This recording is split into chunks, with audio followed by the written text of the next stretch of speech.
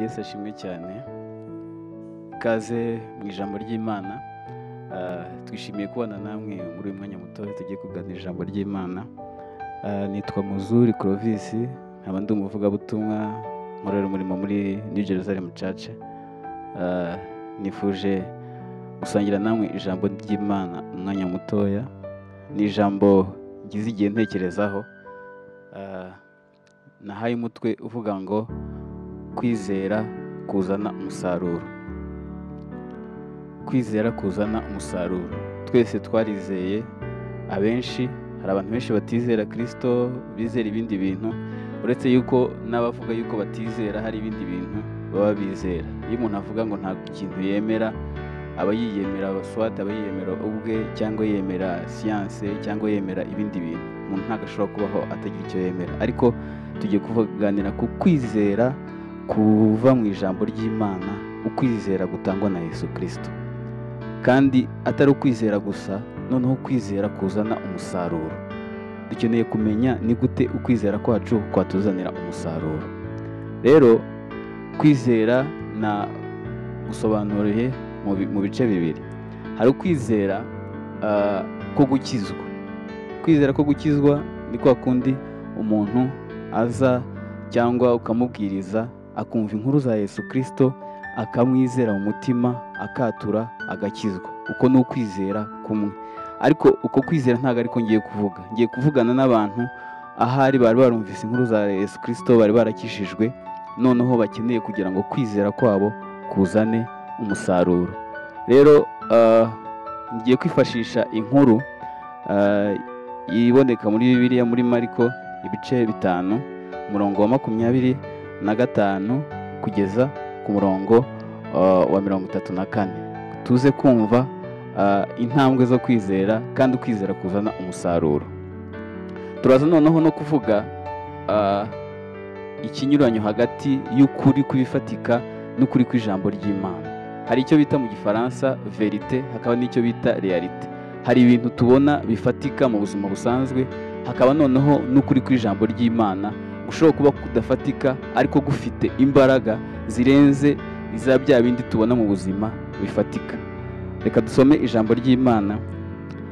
Ijambo ry'Imana riravuga ngo nuko hari umugore wari mu mugongo, wari uyimaranye imyaka 12, abazwa n'abavuzi cyane. Benshi bageragezaga kumukiza, bamumarisha ibintu bye byose, abitangamo ingemu, ariko ntibyagira icyo bimumarira, ahubwo arushaho kurwara. Hanyuma yumvise ibya Yesu, araza aca mu bantu, amuturuka inyuma, akora ku mwenda we, kuko yari yibwiye ati ninkora ku myenda ye gusa ndakira. Uwo mwanya isoko y'amaraso irakama, amenya mu mubiri we yuko akize cya cyago. Yesu nawe yiyumvamo ko ubushobozi bumugabanutsemo, ahindukira abigishwa n'abantu, arababaza ati ninde unkoze ku mwenda wanjye? Abigishwa be baramusubiza bati ese abantu barabyigana, nawe ukavuga ngo ninde ugukozeho? Abararanganyamo amaso agira ngo abone umukozeho. Uwo mugore aratinya, ahinda umushyitsi kuko azi ikimubayeho. Araza amwikubita imbere, amubwira iby'ukuri byose. Aramubwira ati mwami wanjye. Yesu aramubwira ati mwana wanjye, kwizera kwawe kuragukijije, wigendere amahoro, ukire rwose icyago cyawe. Amen. Haleluya. Rero kwizera kuzana umusaruro. Kwizera kuzana umusaruro gufite intambwe enye. Intambwe enye zo kwizera kuzana umusaruro. Intambwe ya mbere ni ukumva ijambo ry'Imana. Iyi ntambwe yo kumva ijambo ry'Imana, uyu mugore wari ufite ikibazo cyo kuva amaraso adakama, afite akato kubera uburwayi yari afite, yari yaragerageje mu mbaraga ze, mu bintu bifatika, aragenda abwira abaganga, abwira abavuzi, bamurangira umuganga akagenda, ariko ntiyagira ikintu abona, ahubwo akarushaho kuremba, ahubwo umusaruro ntawubone. Noneho ikintu cya mbere tuvuze ni ukumva ijambo ry'Imana. Amaze kumva ijambo ry'Imana ntabwo yakomeje kwicara gusa. Intambwe ya mbere tuvuze yuko ari ukumva ijambo ry'Imana. Intambwe ya kabiri hakaza noneho kwibwira ijambo ry'Imana. Intambwe ya gatatu hakaza gukora icyo ijambo ry'Imana risaba cyangwa gukora ijambo ry'Imana. Hanyuma intambwe ya kane ni ugushima Imana. Iyo umuntu ashaka igitangaza cy'Imana, anyura muri izo ntambwe enye zo kwizera. Hari ukwizera kudatanga umusaruro, hari n'ukwizera gutanga umusaruro. Ijambo ry'Imana ritubwira neza yuko kwizera ahantu hose kuva, ahantu hose uzumva kwizera kuzaba kwavuye mu ijambo ry'Imana. Kwizera kutavuye mu ijambo ry'Imana ntabwo ari ukwizera kw'Imana, ni ukwizera kw'ibindi bintu bitari ijambo ry'Imana. Ariko kwizera nyako kose kuva mu ijambo ry'Imana. Iyo umuntu amaze kumva ijambo ry'Imana nibwo yizera. Ntabwo umuntu yakwizera atumvise. Intambwe ya mbere kugira ngo ubone igitangaza cyawe cyangwa ubone umusaruro w'ibyo ushaka ku Mana, w'ibyo usaba, ni ukubanza kumva ijambo ry'Imana, ukaryumva, ukarikura mu matwi, ukarishyira mu mutima. Noneho warangiza intambwe ya kabiri, ijambo ry'Imana ukaryibwira. Twasomye hano ku murongo wa 28 igice cya 5, haravuga ngo kuko yibwiye ngo ninkora ku mwenda we ndakira. Amaze kumenya amakuru ya Yesu yuko ahumura impumyi, amaze kumenya amakuru ya Yesu yuko akiza abarwayi, amaze kumenya amakuru ya Yesu yuko azura abapfuye, amaze kumenya yuko Yesu afite ubushobozi bw'indengakamere, ubushobozi bukomeye, yaravuze ati ninkora ku mwenda we, uriya muntu kubera ubushobozi bwe n'ubuhangange bwe, ninzakora ku mwenda we cyangwa ninkora ku mwenda we ndakira. Ni ukuvuga ngo yari amaze kugira intambwe ebyiri. Intambwe ya mbere yo kumenya amakuru ya Yesu, yari amaze kumva inkuru, yari yumvise inkuru za Yesu, ukuntu akora ibitangaza akora, imirimo akora. Noneho ntiyarekera aho ngaho, atangira kwibwira, aravuga ati ninkora ku mwenda we ndibuze gukira. Iyo ni intambwe ya kabiri.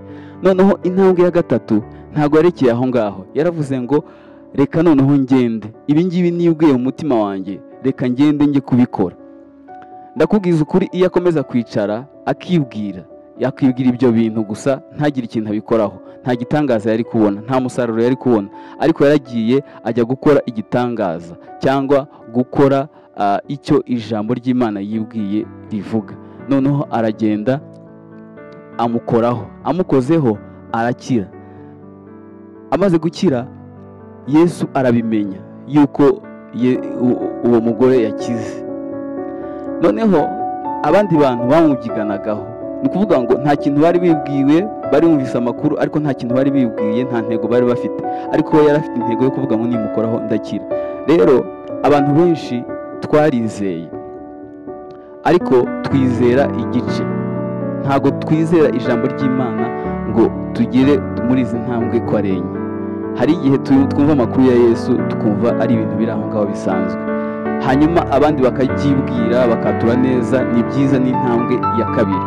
Ariko intambwe nshaka kugira ngo mvuge ya gatatu ni ugukora icyo ijambo ry'Imana risaba. Umuntu ashobora kuba arwaye indwara idakira, abaganga baramubwiye ati iyi ndwara ntabwo izakira, cyangwa afite ikibazo runaka adafite inzira. Niyo nshaka kubwira, ndashaka kuvugana nawe wowe ubona nta muryango, nta nzira yo gusohoka. Ndashaka kubwira yuko hari ukwizera kuzana umusaruro. Uko kwizera ni ugushyira mu bikorwa rya jambo wumvise, bya bindi uhora wiyaturaho, uhora watura yuko uri muzima. Ushobora kuba urwaye. Navuze yuko nza kuvuga itandukaniro hagati y'ukuri kubifatika n'ukuri kw'ijambo ry'Imana. Ubundi ukuri kubifatika, realite, ibyo tubona gutya mu isi, ntago ariko kuri. Ubundi kuri nyako ni ukuri kw'ijambo ry'Imana. Aburahamu igihe yari atarabona Isaka, Imana yaramugendereye iramubwira ngo nguhinduriye izina, ntago cyiswe Aburahamu, ahubwo ugiye kwitwa Aburahamu, sekuruza w'amahanga. Aburahamu amaze kwakira iryo jambo, amaze guhindurirwa izina ntabwo yahise ahera ko abona Isaka. Amaze kubona ayo makuru ni intambwe ya mbere. Intambwe ya kabiri ni ukwitwa Aburahamu, sekuruza w'amahanga, kandi nta mwana afite. Noneho intambwe ya gatatu ni ukugenda noneho nkaho uri sekuruza w'amahanga. Abantu bakazajya bakubwira ngo sekuruza w'amahanga kandi nta mwana ugira. Ukuri kw'ijambo ry'Imana, ukuri nyako ni uko Aburahamu yari sekuruza y'amahanga, ariko ukuri kwifatika ni uko Aburahamu nta mwana yagiraga. Ni ukuvuga ngo rero ikibazo ni uburyo wibona umaze kumva ijambo ry'Imana. Abantu benshi twakiriye ubuhanuzi butandukanye, ariko ibyinshi ntabwo birasohora. Rero ndashaka gushishikariza kugira ngo wibone uko ijambo ry'Imana ryavuze niko kuri. Ukuri ntabwo ari ibifatika. Rero iyo umuntu arwaye nk'uko uyu mugore yari arwaye, hanyuma agashaka uburyo akira, haba hari opozisiyo nyinshi. Hari abantu bamubwira yuko arwaye agiye gupfa, kwa muganga bakamubwira ngo asigaranye igihe gitoya, ariko ijambo ry'Imana riravuga ngo mu mibyimba ya Yesu twarakize. Ugerageje kwizera iryo jambo ry'Imana ukavuga ngo mu mibyimba ya Yesu twarakize, noneho ukavuga ngo ndi muzima, ukabyatura, noneho ukagenda nkaho uri muzima, ugakora n'ikimenyetso kigaragaza yuko uri muzima, nk'uko wa wundi yavuze ngo nimukoraho ndakira. Noneho ajya gukora ikintu kigaragaza yuko koko yizeye ibyo ngibyo yavuze. Niyo mpamvu Yesu yigisha intumwa ze yarababwiye ngo ibyo musabye byose mwizere yuko mubihawe kandi muzabibona. Ni ukuvuga ngo iyo wizeye ikintu ugomba kugenda nkaho ugifite. Ibyo musabye byose mwizere yuko mubihawe kandi muzabibona. Ibyo musabye byose mwizere yuko mubihawe kandi muzabibona. Ni ukuvuga ngo ushobora kwizera ikintu, ariko hagati yo kukibona, kwizera no kukibona haba hari intambwe. Iyo ntambwe niyo igaragaza yuko wizeye koko. Ni ukuvuga ngo iyo ibintu byamaze kuba mu mutima wawe, umuvugabutumwa bita Yongchu yigeze kubwira abantu yuko yahawe ibintu byo mu rugo, noneho baramubwira ati reka tujye gusura. Baragenda bageze mu rugo barabibura. Bamaze kubibura baravuga ati pasiteri koko uratubeshya. Noneho arababwira ngo none se iyo umuntu atwite umwana ntaba amufite? Ni ukuvuga ngo iyo umuntu afite umwana ntaba agaragara, ariko aba amufite. Ukuri nyako ni uko uwo muntu aba afite umwana, ariko ukuri kwifatika uwo mwana ntagaragara. Rero umuntu ashobora kuvuga ati uriya muntu nta mwana afite, ariko iyo umuntu atwite aba afite umwana. Rero ndabashishikariza kugira ngo dukore icyo ijambo ry'Imana ritubwira. Niba Imana yarakubwiye yuko uhawe ikintu runaka, tangira ugende nkaho ugifite. Niba ijambo ry'Imana ryaravuze ngo mu mibyimba Yesu twarakize, genda wature yuko ukize. Ikizagaragara yuko wewe wemera ibyo bintu biri mu ijambo ry'Imana nuko par exemple uzajya kwa muganga ukipimisha, ugasanga ukirwaye, ukongera ubwa kabiri ukajya kwipimisha. Ni ukuvuga ngo uzaba urimo kurezita uvuga ati ijambo ry'Imana niko kuri. Ibyo ndimo kubona, amasinye ndimo kubona mu mubiri wanjye ntago ariko kuri. Ukuri kuba mu ijambo ry'Imana. Tugomba kwizera ijambo ry'Imana kuko ariko kuri konyine, naho ibindi tubona ni ibifatika, ni reality. Nk'uko Aburahamu Imana yamuhinduriye izina ariko atarabona Isaka, atangira kwitwa Aburahamu kandi nta mwana arabona. Rero iki ijambo ry'Imana ryakubwiye, tangira ukivive, ukibemo. Niba ijambo ry'Imana niba ushaka kugira ku kintu runaka, icyo ushoboye gukora uyu munsi genda ugikore. Haleluya. Icyo ushoboye gukora uyu munsi genda ugikore. Ushobora kuba udafite amafaranga yo kubaka inzu, ariko ufite amafaranga yo gusiza, genda usize. Biragaragaza yuko ufite kwizera gukomeye kuzana umusaruro. Uko niko kwizera nimo kuvuga. Rero kumva ijambo ry'Imana ni icya mbere. Irya kabiri ni ukwibwira, kwatura neza, ukiyaturira neza iby'ijambo ry'Imana rivuga, ukavuga ko ari ibyawe. Hanyuma ikintu cya gatatu, ijambo ry'Imana, ugomba gukora ijambo ry'Imana. Ushobora kuba nta muntu waguhanuriye, ushobora kuba nta muntu wigeze akubwira ibintu byiza, ariko ivugeho ibintu byiza, utangire ubikore. Imana izabishyigikira. Niyo mpamvu Yesu yavuze abantu bose Yesu yakizaga yarababwiraga ngo genda kwizera kwawe kuragukijije. Nuko watekereje, nuko watuye. Kwizera k'umuntu niko kumukiza. Rero ukoresheje izi ntambwe, ntugendere kubifatika ngo ugendere kuri rimwe kongeraho rimwe ni kabiri. Ni ukuvuga ngo uko ntago ariko kuri. Ukuri kwifatika ntago ariko kuri kuzuye. Ukuri kw'ijambo ry'Imana niko kuri kuzuye. Rero ndagushishikariza kugira ngo uko ijambo ry'Imana rikuvuga ariko wireba, ariko ikizagaragaza yuko wizeye ijambo ry'Imana nuko uzahaguruka ugakora, nubwo wakora muri vide ariko ukagira akantu gatoya ukora kagaragaza yuko wizeye ijambo ry'Imana. Uko niko kwizera kuzana umusaruro. Naho hari igihe dusenga ariko ntiduhaguruke ngo dutere intambwe. Hari igihe dusenga amasengesho menshi ariko ntiduhaguruke ngo dutere intambwe. Uyu mugore iyo aza kuba mu rugo agakomeza akibwira akavuga ngo numvise inkuru za Yesu, ninkora ku mwenda we nzakira, ariko ntiyigera ahaguruka ngo agende akore ku mwenda we, ntabwo yari gukira. Haleluya! Ariko ubwo yahagurukaga akavuga ngo maze kumva inkuru za Yesu, maze kwatura yuko ninkora ku mwenda we ndi gukira, arahaguruka aragenda. Rero kwizera ugomba guhaguruka ukagira ikintu ukora kigaragaza yuko ibi jambo ry'Imana koko ari ukuri muri aspect zose. Ushobora kuba urwaye, ushobora kuba ufite ikindi kibazo gikomeye. Ndashaka kuvugana n'abantu bafite ibibazo batarimo kubona inzira. Icyo ushoboye gukora uyu munsi ugikore.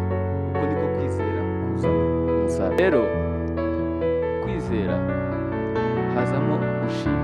Si ngombwa kugira ngo ushime wamaze kubona ibyo usaba. Aburahamu twarimo kuvuga mu Baroma ibice 4 umurongo wa 17, ijambo ry'Imana riravuga ngo yizeye ibitagikwiriye kugira ngo abe sekuruza w'amahanga, nubwo yabonaga umubiri we umaze gusa n'upfuye. Ukwizera kwe ntabwo kugeze gucogora, ngo gucogozwe n'ibigaragara.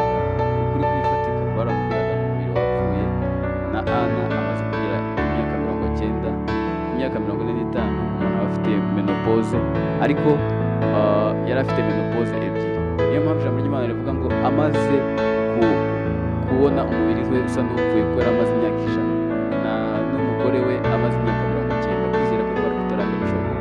Ijambo ry'Imana rikatubwira ngo yakomeje gutegereza ahimbaza Imana. Ni ukuvuga ngo ikintu abandi abantu benshi tubura, natwe hari igihe tujya tubyibagirwa kenshi cyane. N'abakristo n'abavuga ngo barizera bananirwa gushima Imana, gukomeza guhimbaza Imana mu gihe batari bagera ku gisubizo. Intambwe ya kane rero niyo mpamvu ari ugushima Imana. Iyo wamaze gusenga, iyo wamaze kwizera, iyo wamaze gutera intambwe ugakora ibyo ushoboye, uratangira ugashima Imana. Ukavuga ati Imana ndagushima yuko ijambo ryawe ari ukuri. Kuri ni ijambo ry'Imana. Ugatangira ugashima Imana, ugatangira ugahimbaza Imana, ugatangira ukatura ibintu byiza. Rero iyo umaze gushima Imana utari wabona resulta n'amaso, biba bigaragaza yuko ufite irindi hishurirwa rirenze ibifatika. Ushobora gusanga umuntu ari muri situation runaka, ugasanga arishimye arahimbaza Imana, nuko aba afite revelation, aba afite ikindi kintu arimo kubona kirenze ibifatika. Ni ukuvuga ngo rero iyi ntambwe yo gushima Imana, ugomba gusenga, wamara kubibwira Imana, wamara kwikoreza Imana imitwaro yawe yose, noneho ugatangira ugashima. Abantu benshi bajya bavuga ngo se bariya abantu ko mbona bashima Imana. Ushobora gusanga umuntu w'umurwayi ararembye ariko arishimye, arimo gushima Imana. Nuko nguko aba afite iyindi hishurirwa. Ni ukuri kw'ijambo ry'Imana kuba kumubwira yuko ari muzima, aba arimo kwatura ubuzima. Iyo umaze kwatura ubuzima rero, ukatura ijambo ry'Imana, ukatura ibintu byiza, hanyuma ugatangira ugashima Imana, ni ukuvuga ngo umusaruro byanze bikunze urabibona. Niyo mpamvu ijambo ry'Imana ryatubwiye ngo Aburahamu yakomeje gutegereza Imana kugira ngo abe Aburahamu nyawe, sekuruza w'amahanga, kuko nta mwana yagiraga. Yakomeje gushima Imana, yakomeje gutegereza Imana ashima. Mu gihe utegereje, niba wamaze kwizera, ntucibwe intege no kuvuga ngo mwese ko nta kintu ndabona. Ni ukuvuga ko nta kintu urabona ntabwo bigaragaza yuko nta kintu uzabona. Ni ukuvuga bigaragaza yuko hariho intervale. Niyo mpamvu Yesu yavuze ngo ibyo musabye byose mwizere yuko mubihawe kandi muzabibona. Wabihawe urabifite.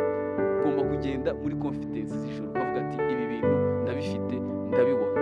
Icyo ushoboye gukora ukabikora. Nk'uko wa muntu ntabwo yari afite imbaraga zo kwikiza, ntabwo yari afite imbaraga zo guhagarika amaraso, ariko imbaraga yari afite, yari yavuze ngo ninkora ku mwenda we. Nawe ufite imbaraga, ufite kwizera hari icyo ushobora gukora, hanyuma noneho ugatangira ugashima Imana.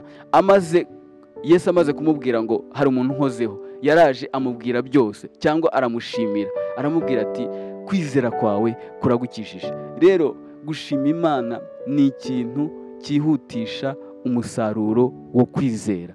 niba warizeye Imana ugomba guhora ushima Imana, ukajya mu nzu y'Imana ugashima Imana, mu masengesho yawe ugashima Imana yuko ibyo bintu bibaye, nubwo utari wabibona ariko ugashima Imana yuko bibaye.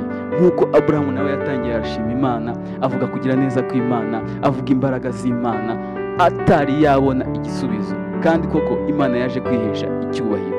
Rero iyi ntambwe yo gushima Imana, ntabwo bashima Imana mu bintu byinshi. Yesu yafashe imigati 5 n'amafi 2 ayishimira Imana, amaze kuyishimira Imana iratubuka, igitangaza kiraboneka. Rero nawe mu gihe ugitegereje, komeza ushima Imana, komeza ushima Imana. Nicyo bigaragaza yuko wizeye Imana, nicyo kigaragaza yuko ufitiye Imana icyizere. Hanyuma icyo ushoboye gukora uyu munsi ugikore. Kwizera ni uyu munsi, kwizera ntabwo ari ibyiringiro, ibyiringiro ni ibizaza, kwizera ni uyu munsi. Icyo ushoboye gukora gikore, hanyuma Imana izakora ibindi bitangaza.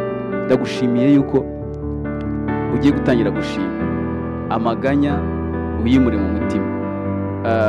Hari umukozi w'Imana wavuze ngo umuntu wese ushobora kwiganyira ashobora no gusenga. Gabanya kwiganyira ngo uvuge ngo ntabwo mfite iki ngiki, ngo dore ngo amaraso ahora ava, ngo dore ngo ukuntu umeze. Gabanya amaganya, noneho watura ibyiza ugende ubikore.